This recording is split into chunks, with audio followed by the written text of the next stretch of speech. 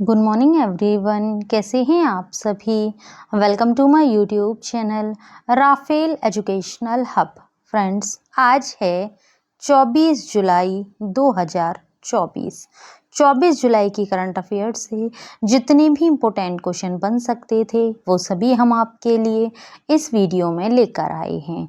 यदि आप हमारे चैनल पर नए हैं तो हमारे YouTube channel Rafael educational hub को सब्सक्राइब करें और साथ ही साथ बेल आइकन को भी प्रेस करें, जिससे हमारे नोटिफिकेशन आपको सबसे पहले और समय से प्राप्त हो सकें। तो चलिए फ्रेंड्स, स्टार्ट करते हैं आज के क्वेश्चन आंसर्स को। क्वेश्चन नंबर फर्स्ट है, किस बैंक ने महिला पहलवानों के सशक्तिकरण के लिए रेसल फॉर ग्लोरी लॉन्च किया है। तो इस क्वेश्चन का राइट आंसर है option number A, IndusInd bank ने लॉन्च किया है।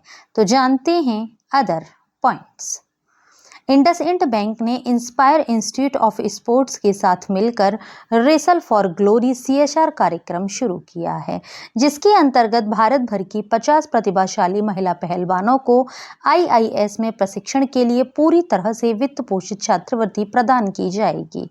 यह कार्यक्रम एथलीटों को विश्व स्तर पर उत्कृष्टता प्राप्त करने में मदद करने के इंडस इंड बैंक के लिए शीर्ष स्तरीय प्रशिक्षण सुविधाओं, विशेषज्ञ प्रशिक्षण, खेल विज्ञान संसाधनों, पोषण संबंधी सहायता और शैक्षिक सहायता तक पहुंच प्रदान करता है। नेक्स्ट क्वेश्चन है, हाल ही में किसने वायु श्वसन प्रणोदन प्रणाली का उड़ान प्रयोग किया है। तो इस क्वेश्चन का राइट आंसर है ऑप्शन नंबर सी, इसरो ने किया है। तो जानते हैं अदर पॉइंट्स। सतीश धवन अंतरिक्ष केंद्र में RH-560 रॉकेट पर एयर ब्रीदिंग प्रोपल्शन की इसरो की दूसरी परीक्षण उड़ान में 110 मापदंडों की निगरानी की गई। प्रक्षेपण से पहले कई केंद्रों पर जमीनी परीक्षण किए गए। RH-560 एक 2 चरणीय ठोस मोटर आधारित उपकक्षीय रॉकेट है, जिसे उन्नत प्रौद्योगिकियों के प्रदर्शन के लिए लागत प्रभावी उड़ान परीक्षण बेड के रूप में उपयोग करने के लिए डिजाइन किया गया है। इसरो के अध्यक्ष डॉक्टर S सोमनाथ हैं। नेक्स्ट क्वेश्चन है, फेडरल बैंक ने किसे अपना CEO और MD नियुक्त किया है। तो इस क्वेश्चन का राइट आंसर है option number B, KB Subramaniam को नियुक्त किया है। तो जानते हैं अदर पॉइंट्स। RBI ने कृष्णन वेंकट सुब्रमण्यन को फेडरल बैंक के नए प्रबंध निदेशक और मुख्य कार्यकारी अधिकारी के रूप में मंजूरी दे दी है, जो 23 सितंबर 2024 को अपना 3 वर्ष का कार्यकाल शुरू करेंगे। सुब्रमण्यन कोटक महिंद्रा बैंक के पूर्व संयुक्त प्रबंध निदेशक हैं। फेडरल बैंक लिमिटेड एक भारतीय निजी क्षेत्र का बैंक है, जिसका मुख्यालय अलुवा, केरल में है। स्थापना इसकी 23 अप्रैल 1931 में हुई और संस्थापक KP हॉर्मिस हैं। नेक्स्ट क्वेश्चन है, रोटेक्स चैलेंज इंटरनेशनल ट्रॉफी में रेस जीतने वाली पहली महिला रेसर कौन बनी। तो इस क्वेश्चन का राइट आंसर है ऑप्शन नंबर ए, अतीका मीर बनी है। तो जानते हैं इंपॉर्टेंट पॉइंट्स।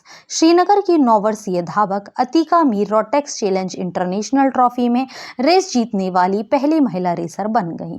उन्होंने ले मेंस कार्ट इंटरनेशनल सर्किट में माइक्रोमैक्स रेडी की हीट में रेस 2 जीतकर यह ऐतिहासिक उपलब्धि हासिल की। अतीका चैंपियनशिप जीतने वाली डैन हॉलैंड रेसिंग टीम के लिए लैंडो नॉरिस कार्ट चला रही थी। हालांकि यह ले मेंस सर्किट में उनका पहला दौरा था, फिर भी उन्होंने जल्दी ही अपने आप को ढाल लिया और अभ्यास सत्रों में लगातार शीर्ष स्थान पर रहीं। नेक्स्ट क्वेश्चन है, स्विस ओपन 2024 युगल स्पर्धा किन 2 टेनिस सितारों ने जीती। तो इस क्वेश्चन का राइट आंसर है ऑप्शन नंबर डी, यूकी भांब्री और अल्बानो ओलिवेटी ने जीती है। तो जानते हैं इंपॉर्टेंट पॉइंट्स। यूकी भांब्री और अल्बानो ओलिविटी ने स्विस ओपन 2024 की युगल स्पर्धा जीती। उन्होंने फाइनल में फेब्रिस मार्टिन और ऊगो हम्बर्ट की फ्रांसीसी जोड़ी को हराया। यह जीत इस वर्ष उनका दूसरा ATP टूर खिताब है। इससे पहले उन्होंने म्यूनिक में वेवेरियन इंटरनेशनल टेनिस चैंपियनशिप जीती थी।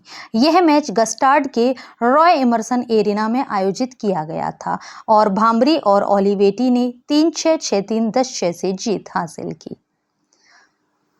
नेक्स्ट क्वेश्चन है, एयरबस कब तक पहला मेड इन इंडिया H125 विमान लॉन्च करेगा? तो इस क्वेश्चन का राइट आंसर है ऑप्शन नंबर बी, 2026 तक करेगा। तो जानते हैं अदर पॉइंट्स। भारत के आत्मनिर्भर भारत के लक्ष्य को बढ़ावा देते हुए वैश्विक दिग्गज एयरबस ने कहा कि वह अपने भारतीय साझेदार टाटा के साथ आगामी सर्दियों में H125 हेलीकॉप्टरों के लिए फाइनल असेंबली लाइन स्थापित करने का काम शुरू करेगी। यूरोप की प्रमुख एयरलाइन निर्माता कंपनी एयरबस ने H125 हेलीकॉप्टरों के लिए अपनी अंतिम असेंबली लाइन स्थापित करने के लिए भारत में 8 स्थानों को चुना है और इस सुविधा के लिए भूमि पूजन समारोह इस साल के अंत में होने की उम्मीद है। नेक्स्ट क्वेश्चन है, किस देश ने दुनिया की पहली high speed carbon fibre train बनाई है? तो इस क्वेश्चन का राइट आंसर है ऑप्शन नंबर सी, चीन देश ने बनाई है। तो जानते हैं अदर पॉइंट्स। चीन ने हाल ही में हाई स्पीड रेल टेक्नोलॉजी में एक अभूतपूर्व प्रगति का प्रदर्शन किया है, जो इस क्षेत्र में वैश्विक नेता के रूप में उसकी स्थिति को मजबूत करता है। इंटरेस्टिंग इंजीनियरिंग के अनुसार देश ने इतिहास की पहली पूरी तरह से कार्बन फाइबर से बनी यात्री ट्रेन से पर्दा उठाया है। मीडिया रिपोर्टों के अनुसार चूंकि यह ट्रेन पारंपरिक ट्रेनों की तुलनात्मक रूप से हल्की है, इसीलिए यह प्रदूषण को काफी कम करने में मदद करेगी। प्रदर्शन से समझौता किए बिना कम वजन और ऊर्जा वाले परिवहन वाहनों का निर्माण रेल परिवहन प्रौद्योगिकी का मुख्य मकसद है। नेक्स्ट क्वेश्चन है, चराइदेव मैदान को यूनेस्को के विश्व धरोहर स्थल के लिए नामित किया गया है, यह किस राज्य में है? तो इस क्वेश्चन का राइट आंसर है ऑप्शन नंबर ए, यह असम राज्य में है। तो जानते हैं अदर पॉइंट्स। चराइदेव मैदान को सांस्कृतिक श्रेणी में पूर्वोत्तर भारत का पहला यूनेस्को विश्व धरोहर स्थल बनने के लिए नामित किया गया है। प्रधानमंत्री नरेंद्र मोदी ने 21 से 31 जुलाई को नई दिल्ली में आयोजित विश्व धरोहर समिति के 40वें सत्र में इस नामांकन की घोषणा की। यदि इसे स्वीकार कर लिया जाता है तो चराइदेव मैदान भारत का 43वां विश्व धरोहर स्थल होगा, जो काजीरंगा राष्ट्रीय उद्यान और मानस राष्ट्रीय उद्यान में शामिल हो जाएगा, जिन्हें प्राकृतिक श्रेणी में सूचीबद्ध किया गया है। भारत के असम में स्थित चराइदेव मैदान ऐतिहासिक और सांस्कृतिक दृष्टि से बहुत महत्वपूर्ण स्थल है। नेक्स्ट क्वेश्चन है, निम्न में से किसे आईओसी द्वारा प्रतिष्ठित ओलंपिक ऑर्डर से सम्मानित किया जाएगा? तो इस क्वेश्चन का राइट आंसर है option number B, Abhinav Bindra को सम्मानित किया जाएगा। तो जानते हैं इंपॉर्टेंट पॉइंट्स। अंतर्राष्ट्रीय ओलंपिक समिति ने भारत के पहले व्यक्तिगत ओलंपिक स्वर्ण पदक विजेता अभिनव बिंद्रा को प्रतिष्ठित ओलंपिक ऑर्डर से सम्मानित किया है। यह सम्मान औपचारिक रूप से पेरिस ओलंपिक के समापन से एक दिन पहले 10 अगस्त 2024 को पेरिस में 142वें आईओसी सत्र के दौरान प्रदान किया जाएगा। ओलंपिक ऑर्डर आईओसी का सर्वोच्च पुरस्कार है, जो ओलंपिक आंदोलन के प्रति विशिष्ट योगदान को मान्यता देता है। बिंद्रा ने 2008 बीजिंग ओलंपिक में पुरुषों की 10 मीटर एयर राइफल स्पर्धा जीती और व्यक्तिगत ओलंपिक स्वर्ण पदक जीतने वाली पहले भारतीय बने। नेक्स्ट क्वेश्चन है, नासा ने मिस्सी इलियट का हिप हॉप संगीत किस ग्रह पर भेजा था? तो इस क्वेश्चन का राइट आंसर है ऑप्शन नंबर ए, शुक्र ग्रह पर भेजा था। तो जानते हैं अदर पॉइंट्स।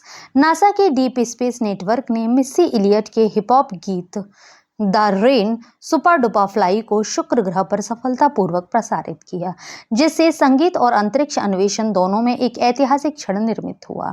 इस अवसर पर पहली बार हिप हॉप संगीत को अंतरिक्ष में भेजा गया था तथा नासा द्वारा अंतरिक्ष में प्रसारित किया जाने वाला यह दूसरा गीत था। नेक्स्ट क्वेश्चन है, कौन सा संस्थान भारत का पहला चिकित्सा संस्थागत संग्रहालय शुरू करने के लिए तैयार है? तो इस क्वेश्चन का राइट आंसर है option number D, PGIMER Chandigarh तैयार है। तो जानते हैं अदर पॉइंट्स। PGIMER चंडीगढ़ ने अपने इतिहास और चिकित्सा विज्ञान में योगदान को याद करने के लिए भारत के पहले चिकित्सा संस्थागत संग्रहालय की स्थापना की घोषणा की। यह पहल स्वर्गीय सरदार प्रताप सिंह कैरो और भारत के प्रथम प्रधानमंत्री पंडित जवाहरलाल नेहरू के दृष्टिकोण का सम्मान करती है। नेक्स्ट क्वेश्चन है, सियाचिन ग्लेशियर पर परिचालनात्मक रूप से तैनात होने वाली दूसरी भारतीय सेना महिला अधिकारी कौन बनी? तो इस क्वेश्चन का राइट आंसर है ऑप्शन नंबर सी, सुप्रीता सीटी बनी है। तो जानते हैं इंपॉर्टेंट पॉइंट्स। मैसूर की कैप्टन सुप्रीता सीटी आर्मी एयर डिफेंस कोर की पहली महिला अधिकारी हैं जिन्हें सियाचिन में परिचालनात्मक रूप से तैनात किया गया है और यह उपलब्धि हासिल करने वाली वह दूसरी भारतीय सेना की महिला अधिकारी हैं। विश्व के सबसे ऊंचे युद्ध क्षेत्र के रूप में जाना जाने वाला सियाचिन ग्लेशियर हिमालय में पूर्वी काराकोरम पर्वतमाला में स्थित है। नेक्स्ट क्वेश्चन है, हाल ही में किसने बीईसीआईएल के सीएमडी का पदभार ग्रहण किया है? तो इस क्वेश्चन का राइट आंसर है option number B, commodore D K Murali ने ग्रहण किया है। तो जानते हैं other points. Commodore D K Murali भारतीय नौसेना ने broadcast engineering consultants India limited के अध्यक्ष और प्रबंध निदेशक का पदभार ग्रहण किया है। इससे पहले उन्होंने 35 वर्षों तक भारतीय नौसेना में सेवा की थी। नवंबर 1989 में उन्हें एक अधिकारी के रूप में नियुक्त किया गया था। बीईसीआईएल सूचना और प्रसारण मंत्रालय के तहत एक मिनी रत्न पीएसयू है। नेक्स्ट क्वेश्चन है, राष्ट्रीय प्रसारण दिवस कब मनाया गया है? तो इस क्वेश्चन का राइट आंसर है ऑप्शन नंबर डी, 23 जुलाई को मनाया गया है। यह दिवस क्यों मनाया जाता है, क्या उद्देश्य हैं, ये सभी पॉइंट्स हम जान लेते हैं। वर्ष 23 जुलाई के दिन को भारत में राष्ट्रीय प्रसारण दिवस के रूप में मनाया जाता है। यह खास दिन देश में संगठित रेडियो प्रसारण के जन्म की याद दिलाता है, जिसे 1927 में भारतीय प्रसारण कंपनी की स्थापना के रूप में जाना जाता है। यह दिन भारत के विकास, शैक्षिक पहुंच और सांस्कृतिक संरक्षण में प्रसारण द्वारा निभाई गई महत्वपूर्ण भूमिका पर प्रकाश डालता है। 23 जुलाई 1927 को इंडियन ब्रॉडकास्टिंग कंपनी ने बॉम्बे स्टेशन से पहला आधिकारिक रेडियो प्रसारण किया। नेक्स्ट क्वेश्चन है और आज की वीडियो का लास्ट क्वेश्चन भी है, वियतनाम के शीर्ष नेता गुयेन फू ट्रोंग का कितने वर्ष की आयु में निधन हो गया है? तो इस क्वेश्चन का राइट आंसर है ऑप्शन नंबर डी, 80 वर्ष की आयु में निधन हो गया है। तो जानते हैं इनसे रिलेटेड अदर पॉइंट्स। वियतनाम के शीर्ष नेता और कम्युनिस्ट पार्टी के महासचिव गुयेन फू ट्रोंग का 80 वर्ष की आयु में बुढ़ापे और बीमारी के कारण निधन हो गया। उन्होंने 13 वर्षों तक देश के सबसे शक्तिशाली पद पर रहते हुए तीव्र आर्थिक विकास, भ्रष्टाचार विरोधी अभियान और व्यवहारिक विदेश नीति की देखरेख की। पार्टी ने कहा कि राष्ट्रपति और पूर्व सार्वजनिक सुरक्षा मंत्री टो लैम उनके उत्तराधिकारी होंगे। तो ये था फ्रेंड्स आज का हमारा वीडियो। आप सभी को हमारा वीडियो कैसा लगा हमें नीचे कमेंट बॉक्स में कमेंट करके ज़रूर बताएं। यदि आप सभी को हमारा वीडियो अच्छा लगा हो, यूज़फुल लगा हो, तो हमारे वीडियो को लाइक करें और ज़्यादा से ज़्यादा लोगों को शेयर भी करें। यदि आप सभी लोगों ने करंट अफेयर के प्रीवियस वीडियो नहीं देखे हैं तो नीचे डिस्क्रिप्शन में लिंक दिया हुआ है, आप हमारे दिए हुए लिंक पर क्लिक करके करंट अफेयर के प्रीवियस वीडियो देख सकते हैं। ये वीडियोस आप सभी के लिए हर एग्ज़ाम की दृष्टि से काफ़ी यूज़फुल भी है। Thanks for watching video friends.